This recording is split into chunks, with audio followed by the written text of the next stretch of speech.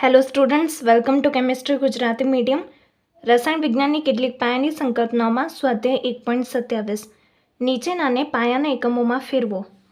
પાયાના એકમોમાં ફેરવો એટલે કે એસઆઈ એકમમાં ફેરવવાનું છે. સૌથી પહેલું છે 28.7 પિકોમીટર.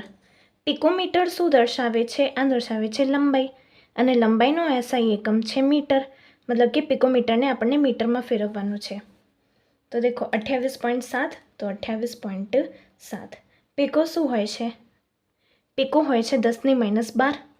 તો 10⁻12 પીકોની વેલ્યુ છે 10⁻12, તો લખી દીધું. અને મીટરનું મીટર લખી દીધું. તો કન્વર્ટ થઈ ગયું આ મીટરમાં. જસ્ટ આટલું જ હતું. બસ ખાલી ખબર એ હોવી જોઈએ કે પીકોની વેલ્યુ શું હોય છે. ઓકે, હવે આ તો કન્વર્ટ તો થઈ ગયું, પણ હવે આ જે સંખ્યા આવી એને આપણે વૈજ્ઞાનિક સંકેતમાં ફેરવીએ. વૈજ્ઞાનિક સંકેતમાં શું હોય છે કે જે દશાંશ ચિહ્ન છે એની પહેલાંની જે વેલ્યુ હોય છે એ 1 થી 10 વચ્ચેની હોય છે. ઓકે, તો આપણે આ જે પોઈન્ટ છે એને 2 અને 8 વચ્ચે લાવીએ. ઓકે, તો 2.87 ગુણ્યા, હવે આ જે દશાંશ ચિહ્ન છે તે તમને ખબર હશે કે દશાંશ ચિહ્ન જો લેફ્ટ સાઈડ જાય એટલે કે ડાબી બાજુ જાય તો ઘાત જે છે એ એડ થાય છે, પ્લસમાં જાય છે. અને જો દશાંશ ચિહ્ન જમણી બાજુ જાય, રાઈટ સાઈડ જાય, તો જે ઘાત છે એ માઇનસ થાય છે. હવે અહીંયા આપણે દશાંશ ચિહ્નને ક્યાં મૂવ કરાયું, ક્યાં ખસ્યું? ડાબી બાજુ. તો આ જે છે ઘાત એ પ્લસ થશે. અને કેટલી પ્લસ થશે? તો 10⁻12 +1, કેમ કે આપણે એક સ્થાન જ ખસ્યા, તો +1 એટલે કે ઓવરઓલ 10⁻12 +1 એટલે કે માઇનસ પ્લસ માઇનસ 12માંથી 1 જાય તો 11. તો 2.87 ગુણ્યા 10⁻11.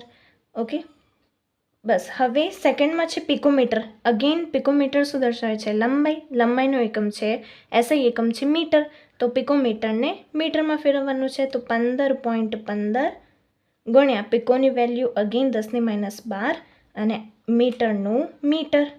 ઓકે, હવે આને કન્વર્ટ કરીએ દશાંશ વૈજ્ઞાનિક સંકેતમાં, તો દશાંશ ચિહ્ન ક્યાં જશે? 1 અને 5ની વચ્ચે, એટલે કે 1.515 ક્યાં ખસ્યું? ડાબી બાજુ. પ્લસ થશે, મતલબ કે 10⁻12નું શું થઈ જશે? 10⁻11. અને 10⁻11 મોટા હોય છે એઝ કમ્પેર ટુ 10⁻12. ઓકે, આ થઈ ગયું metre. This is metre. Okay, હવે નેક્સ્ટ થર્ડ દર્શાવે છે મિલીગ્રામ. મિલીગ્રામ કોનો એકમ છે? દળનો. ઓકે, દળનો એસઆઈ એકમ શું છે? કેજી. આપણને મિલીગ્રામને ફેરવવાનો છે કિલોગ્રામમાં. સી. હવે આપણે ડાયરેક્ટ મિલીગ્રામથી કિલોગ્રામમાં નહીં જઈશું. પહેલાં મિલીગ્રામને ફેરવીશું ગ્રામમાં અને પછી ગ્રામને કન્વર્ટ કરીશું કિલોગ્રામમાં. ઓકે, તો 25, 36, 5 મિલી શું હોય છે? 10⁻3. તો આ લખી દીધું 10⁻3 અને ગ્રામના ગ્રામ. ઓકે, તો મિલીગ્રામ કન્વર્ટ થઈ ગયું ગ્રામમાં. નાવ ગ્રામ કન્વર્ટ થશે કિલોગ્રામમાં. તો મતલબ કે મને કેજીમાં ફેરવવાનું છે. ઓકે, તો કિલો જે છે એની વેલ્યુ શું હોય છે? 10⁻3. કોષ્ટકમાં બધું આપેલું છે. એસઆઈ યુનિટમાં વપરાતા પૂર્વગો એમાં બધું લખેલું છે કે કિલોની વેલ્યુ શું હોય છે? 10⁻3. હવે 10⁻3 બેલેન્સ કરવા માટે આપણે અહીંયા લખીશું 10⁻3. ઓકે, અને પછી આ વેલ્યુ એમને એમ લખી દો કે 25, 36, 5 ગુણ્યા 10⁻3 ગુણ્યા 10⁻3 કિલોગ્રામ. ઓકે, બસ ખાલી કિલોને એડ કર્યો. કિલો હોય છે 10⁻3, તો મેં એને બેલેન્સ કરવા માટે 10⁻3 લખી દીધું. ઓકે, તો આ કન્વર્ટ થઈ ગયું ગ્રામથી કિલોગ્રામમાં. અને હવે જો જોઈએ 25, 36, 5 ગુણ્યા -3 મતલબ -6 કેજી. હવે આને કન્વર્ટ કરીએ વૈજ્ઞાનિક સંકેતમાં. વૈજ્ઞાનિક સંકેતમાં પોઈન્ટ ક્યાં છે? છેલ્લે છે. પોઈન્ટ છેલ્લે છે. આપણને ક્યાં લાવવું છે પોઈન્ટને? 2 અને 5ની વચ્ચે. કેમ કે દશાંશ ચિહ્ન પહેલાં કેવો હોવો જોઈએ? નંબર 1 થી 10ની વચ્ચેનો. તો 2.5365 એવું કરવું છે. તો ગુણ્યા આપણે આ જે દશાંશ ચિહ્ન છે એને કેટલા ખસેડ્યું? 1, 2, 3 અને 4 સ્થાન ખસેડ્યું. કઈ બાજુ? ડાબી બાજુ. તો 4 સ્થાન ડાબી બાજુ મતલબ કે એડ થશે.